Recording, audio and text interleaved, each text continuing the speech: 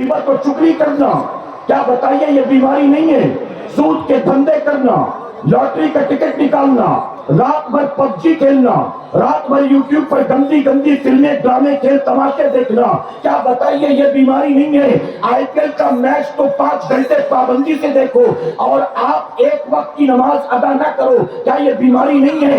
اے سرکار مدینہ کے پیروانوں، سود کے دھندے کرنا، جوا کھیلنا، شراب پینا، زنا کرنا، drugs, heroin, N D, Corex, whitener کا استعمال کرنا، کیا بتائیے یہ بیماری نہیں ہے؟ نگاہوں کی آوارہ گردی، زبان کی آوارہ گردی، اخلاق و کردار کی آوارہ گردی، ہمارے محلے میں رہنے والی، ہمارے پڑوس میں کوئی بھی بہو بیٹی ہماری نظر سے محفوظ نہیں ہے، ہماری زبان سے محفوظ نہیں ہے، کیا یہ بیماری نہیں ہے؟ میں کتنی بیماریاں گناؤں، بلکہ میں علماء کی موجودگی میں ایک بات عرض کرنا چاہوں گا، ارے جن جن گناہوں کی وجہ سے اللہ نے پوری کی پوری قوم پر اپنا عذاب نازل کر دیا اور پوری قوم کو قیامت تک کے لیے صفحہ ہستی سے مٹا کر عبرت کا نشان بنا دیا گیا، آج اگر دیکھا جائے تو وہ بیماریاں بھی قوم مسلم کے اندر پائی جاتی۔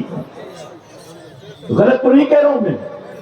میرے پیارے آقا کے پیروانوں، زنا کرنا، شراب پینا، جھوٹ بولنا، نماز نہ پڑھنا، صرف یہی گناہ مسلمان نہیں کر رہا ہے، بلکہ قوم لوط پر جس گناہ کی وجہ سے عذاب ہوا، آج مسلمانوں میں کئی ایسے لوگ بھی موجود ہیں جو اس برائی میں بھی مبتلا۔ آج مسلمانوں کی بیٹیاں بھنگیوں کے ساتھ، چماروں کے ساتھ بھاگ رہی ہیں، کیا یہ قوم کے اندر بیماری نہیں ہے؟ آج ہمارے گھر کی عورتیں بے حیا ہو گئی، بے پردہ ہو گئی، بے غیرت ہو گئی، پورا سال گزر جاتا ہے، اللہ کا سجدہ نہیں کرتی، کبھی وضو کی ضرورت نہیں پڑتی، کبھی گھر میں مصلی نہیں بچھاتی، کبھی قرآن کی تلاوت نہیں کرتی، کیا یہ بتائیے بیماری نہیں ہے؟ میں کتنی بیماریاں گناؤں، اے سرکار مدینہ علیہ الصلوۃ والتسلیم کے پیروانوں، آج پوری دنیا میں قوم مسلم کے ذلت و رسوائی کے جتنے ریزنز ہیں، اس میں ایک سب سے بڑا ریزن یہ بھی ہے، ہم مسلمان صرف پیدائشی ہیں، اس وجہ سے مسلمان رہ گئے، ہم مسلمان ماں کی کوکھ سے پیدا ہوئے، ہم مسلمان باپ دادا کے گھر میں پیدا ہوئے، ہم صرف اس لیے مسلمان ہیں کہ کیونکہ ہم پیدائشی مسلمان ہیں، علاوہ اس کے آپ مجھے بتائیں مسلمان ماں باپ کے گھر میں پیدا ہونے کے بعد زندگی گزرتی چلی جا رہی ہے، ہم نے کبھی قریب سے دین کو سیکھنے کی کوشش کی ہے؟ کبھی دین کو سیکھنے کی کوشش کی؟ آپ جانتے ہیں ایک رپورٹ کے مطابق اگر میں آپ سے پوچھوں ہندوستان میں مسلمانوں کی آبادی کتنی، پاپولیشن کتنی، تو کوئی کہے گا 20 کروڑ، کوئی کہے گا 25، کوئی 28، کوئی 30۔ انڈیا کی ٹوٹل پاپولیشن 140 کروڑ، 140 کروڑ میں مان لیجئے 25 کروڑ مسلمان ہیں، توجہ ہے نا آپ کی؟ آپ دیکھیں یہاں آپ کا دھیان رکھیں، مجھے بہت مختصر وقت دیا گیا اور اس لیے میں تمہید میں گیا نہیں، سیدھے اپنے عنوان پر آیا۔ اس کی وجہ کہ آپ جانتے ہیں کہ اب جیسے جیسے ایک ایک مہمان آنے لگیں گے پھر اینڈ میں ٹائم شارٹ پڑنے لگے گا، تو اس لیے میں تیزی سے اپنی بات رکھ رہا ہوں تاکہ میں اپنی بات کو مکمل کر سکوں، ورنہ میرے جانے کے بعد کوئی یہ نہ کہے کہ سید صاحب سے پہلے جو تقریر ہوئی تھی کچھ سمجھ ہی میں نہیں آئی۔ تو میں چاہتا ہوں کہ آپ سمجھیں، اور سمجھنے کے لیے جسم کے ساتھ ذہن کو رکھ کر حاضر رکھنا ضروری ہے، تو آپ یہاں جسم کے ساتھ ذہن کو بھی رکھیے گا انشاءاللہ۔ آپ مجھے بتاؤ، اگر میں بیان کرتے کرتے اچانک یوں دیکھوں، آپ کا ذہن اس طرف جائے گا کہ نہیں جائے گا نا؟ میں اکیلے وہاں دیکھوں تو آپ کا ذہن وہاں جائے گا، 20-25 آدمی بھی میرے ساتھ وہاں دیکھنے لگیں گے۔ اب میں بیان کر رہا ہوں، آپ میرے سامنے بیٹھے اور آپ میں سے 15 آدمی دائیں دیکھیں، 18 آدمی بائیں دیکھے، تو میں انسان نہیں ہوں؟ میرا مائنڈ ڈائیورٹ نہیں ہوگا؟ بتائیے، میں اکیلے ایسے دیکھوں تو آپ کا ذہن یہاں جائے، اور آپ میرے سامنے بیٹھے اور آپ دائیں بائیں دیکھ رہے، میرا مائنڈ ڈائیورٹ نہیں ہوگا؟ سیدنا عثمان غنی رضی اللہ تعالیٰ عنہ جب خلیفہ بنے، پہلی بار جمعہ کا خطبہ دینے کے لیے ممبر پر کھڑے ہوئے تو جانتے ہو کیا فرماتے آپ فرماتے مجھے آج وہ دن یاد آ رہا ہے جس دن میں پہلی بار گھوڑے پر سوار ہوا، پہلی بار گھوڑے پر۔ کہتے جب پہلی بار گھوڑے پر سوار ہوا تو ایسا لگ رہا تھا کہ اب گرا کہ کب گرا. ایسے ہی منبر پر جب خطبہ دینے کے لیے میں کھڑا ہوا تو میرے دل میں وہی ڈر پیدا ہوا کہ اب گیا کہ تب گیا. اور آپ نے اس کو بالکل معمولی سمجھ رکھا ہوا ہے. آپ یہ سمجھتے ہو کہ یہ کاروباری لوگ ہیں, ان کا روز کا یہی کام ہے, یہ اپنا کام کرے ہم اپنا کام کرے. میرے پیارے آقا کے پہلوانوں, ہماری پوری گفتگو آج کے اس جلسے کو جو منعقد کیا گیا ہے اور بڑے بڑے علماء کو جو دور دراز سے یہاں بلایا گیا ہے اور آپ جو یہاں آ کر بیٹھے ہیں, تو اس پورے جلسے کو سجانے کا اصل مقصد کیا ہے؟ کتنے آئے تھے, کون کون آیا تھا, کون بیچ میں اٹھ کے چلا گیا, کون نظر ہی نہیں آیا, یہ سب دیکھنے ہم نہیں آئے ہیں.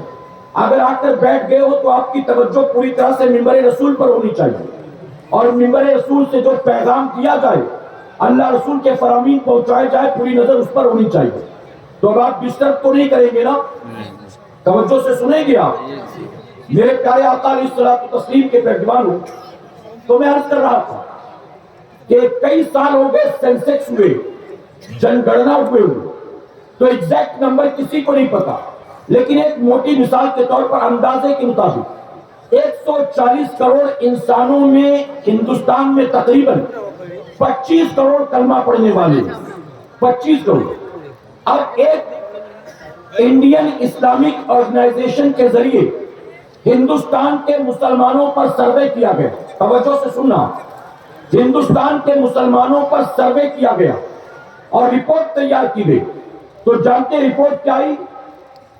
اسلامک آرگنائزیشن کے ذریعے انڈین مسلمز پر جو سروے کیا گیا, سروے کی رپورٹ ہمارے اور آپ کے لیے شرم سے ڈوب مرنے والی.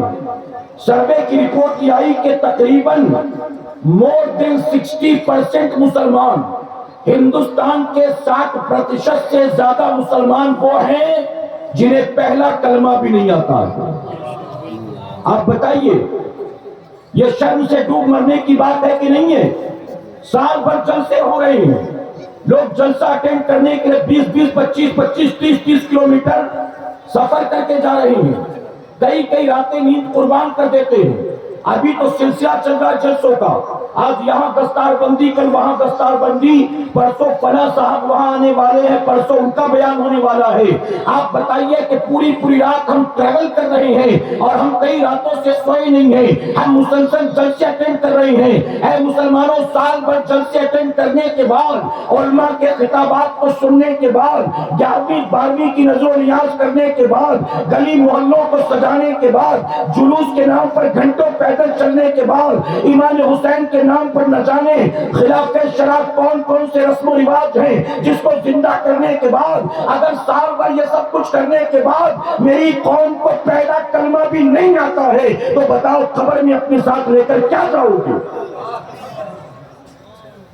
میرے پیارے آقا کے پہلوانوں, آج شادیوں میں لاکھوں روپے خرچ ہوتے ہیں, ماں باپ زندگی بھر کی کمائی داؤں پر لگا دیتے ہیں اپنے بیٹے بیٹی کی شادی میں, دکھاوے کی خاطر اوقات سے بڑھ کر پرسنل لون لینا پڑے, زیور گروی رکھنا پڑے, جو بھی ہو, رشتہ داروں سے, دوست احباب سے قرض لو, لاکھوں روپے قرض کے طور پر جمع کر کے ماں باپ اپنے بیٹے بیٹی کی شادی کراتے ہیں. لیکن میں آپ سے پوچھنا چاہتا ہوں, جس کی شادی میں ماں باپ نے لاکھوں روپے خرچ کر دیے, اپنے بیٹے کے سر سہرا باندھنے سے پہلے, اپنی بیٹی کے ہاتھ پیلے کرنے سے پہلے, کیا ماں باپ نے انہیں بٹھا کر کبھی غسل کرنے کا طریقہ بھی سکھلایا کہ بیٹی تیری شادی کی پہلی رات ہے, صبح اٹھے گی تو تجھ پر غسل فرض ہوگا, غسل کیسے کیا جائے؟ کیا بتائیے ماں باپ نے اپنی اولاد کو یہ سکھایا؟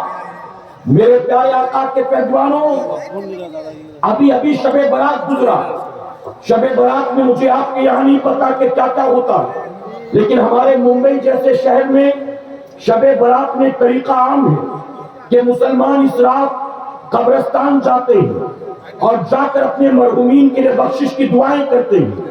ہم نے کئی نوجوانوں کو دیکھا, سال بھر کی مصروفیت کے بعد جب شب برات میں قبرستان آتا ہے تو قبرستان میں پہنچنے کے بعد اپنے دوستوں سے پوچھتا ہے کہ یار مجھے یاد نہیں آ رہا ہے, تجھے یاد ہے تو بتا, ابا کی قبر یہ والی ہے کہ وہ والی ہے؟ پہلے قبرستان میں ایک پیڑ تھا جس سے بآسانی پتہ چل جاتا تھا. قبرستان والوں نے پیڑ کاٹ دیا تو اب پتہ ہی نہیں چل رہا کہ ابا کی قبر کون سی ہے. آپ بتائیے اس بیٹے کو سب پتا ہے ابا کا اکاؤنٹ کون سے بینک میں ہے, ابا کا مارکیٹ میں کتنا پیسہ اٹکا ہوا ہے, ابا نے کہاں کہاں کھیت خرید رکھا ہے, ابا نے کہاں کہاں پراپرٹی خرید رکھی ہے, ابا نے مارکیٹ میں کتنا انویسٹ کر رکھا ہے, فلاں سے ابھی بھی 2 لاکھ آنا باقی ہے, فلاں سے بھی 50,000 آنا باقی ہے. ابا اپنے پیچھے کیا کچھ چھوڑ کر گئے. جوان بیٹے کو باپ کے 1-1 روپے کی خبر ہے, زمین کے 1-1 انچ ٹکڑے کی خبر ہے, ہر اکاؤنٹ کی, فکس ڈپوزٹ کی, LIC پالیسی کی, سب چیزوں کی خبر ہے. لیکن باپ کے مرنے کے 2-3 سال کے بعد جوان بیٹا باپ کی خبر کا نشان بھول جاتا. کیا لے کر جاؤ گے اور اپنے پیچھے اولاد اور کیا دے کر جاؤ گے؟ میرے نبی, توجہ ہے نا آپ کی, جو آ رہے جا رہے ان کو اپنا کام کرنے دیں. آپ کی توجہ میں آپ سے مخاطب ہوں, ٹھیک ہے؟ جو ڈسٹرب کرنے آئے میں ان کو دیکھتا بھی نہیں ہوں, اس کی وجہ کہ یہ وقت ضائع ہوتا ہے ان کے چکر میں. ایک مرتبہ درود شریف پڑھ لیں آپ, اللہم صلی علی محمد وآلہ وسلم. معراج کی شب میرے آقا صلی اللہ علیہ وسلم کا گزر جب آسمانوں سے ہوا تو میرے نبی فرماتے ہیں میں نے آسمان پر ایک نورانی چہرے والے بزرگ کو بادل کا تکیہ لگا کر بیٹھا ہوا دیکھا. بزرگ کے سامنے بہت سے لوگ موجود تھے. وہ بزرگ کبھی دائیں جانب دیکھتے, کبھی بائیں جانب دیکھتے. میرے آقا صلی اللہ علیہ وسلم نے فرمایا جب وہ بزرگ اپنے دائیں جانب دیکھتے تو چہرہ کھل جاتا, وہ مسکرانے لگتے. لیکن جب بائیں جانب دیکھتے تو چہرہ افسردہ ہو جاتا, آنکھیں بھر آتی. حضور صلی اللہ علیہ وسلم نے فرمایا کہ میں نے انہیں یوں دائیں بائیں دیکھتا, مسکراتا, روتا دیکھا تو میں نے سوال کیا جبرائیل یہ کون ہے؟ ان کے سامنے جو لوگ موجود ہیں وہ کون ہیں؟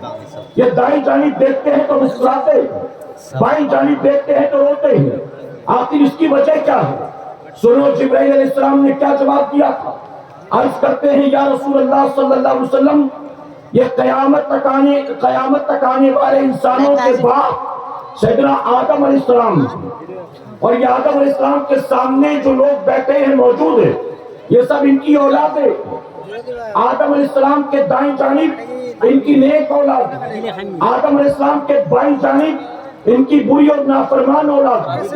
جب آدم علیہ السلام نیک اولاد کو دیکھتے ہیں تو چہرہ کھل جاتا ہے, مسکرانے لگتے ہیں, اور جب بائیں طرف نافرمانوں کو دیکھتے ہیں, باغیوں کو دیکھتے ہیں, گناہگاروں کو دیکھتے ہیں تو چہرہ افسردہ ہو جاتا ہے, آنکھیں بھر آتی ہیں. تو جانتے ہو معراج کے سفر میں اس رات اسی موقع پر رسول اللہ نے کیا دعا کی تھی؟ میرے نبی نے دعا کیا تھا یا اللہ ایسی اولاد نہ دے جو ماں باپ کو مرنے کے بعد رلایا کرے, ایسی اولاد عطا کر جو ماں باپ کو مرنے کے بعد خوشیاں عطا کرے.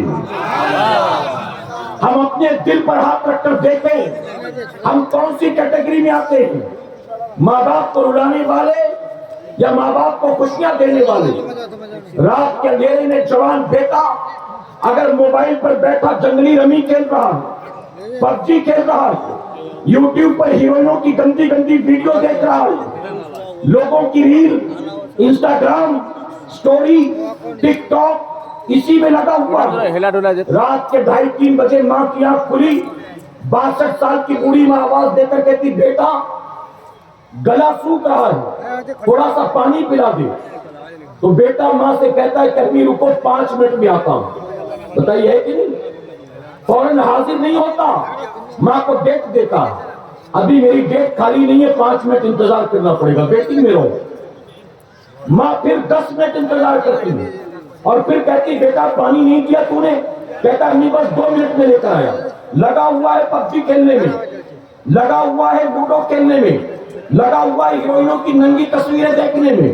بوڑھی ماں بستر پر پڑی پانی مانگتی ہے, جوان بیٹا بھاگ کر پانی نہیں پلاتا, میرے نبی نے 1450 سال پہلے فرمایا تھا نماز عشاء کی امامت کے لیے میرے آقا مصلی پر آ کر کھڑے ہوئے، آپ نے پلٹ کر دیکھا، جہاں جہاں تک نظر پڑتی تھی وہاں وہاں تک غلاموں نے صفے لگا لیا تھا، دائیں بائیں جہاں دیکھتے لوگ موجود تھے صفوں میں، اپنے پیچھے لوگوں کی بھیڑ دیکھ کر رسول اللہ نے کیا فرمایا تھا؟ رسول اللہ نے فرمایا تھا کاش میری ماں زندہ ہوتی اور میں عشاء کی امامت کے لیے مصلی پر کھڑا ہوتا اور میری ماں کو اچانک کوئی کام یاد آ جاتا اور میری ماں مجھے آواز دیتی بیٹا محمد ذرا یہاں تو آنا، میرے نبی فرماتے میری ماں کوئی کام یاد آ جاتا اور مجھے آواز دے کر کہتی تو میں مصلی سے اتر کر اپنی ماں کی خدمت میں حاضر ہو جاتا۔ یہ عاشق رسول ہے، یہ عاشق رسول رات میں پورا باپ بستر پر کروٹ بدلے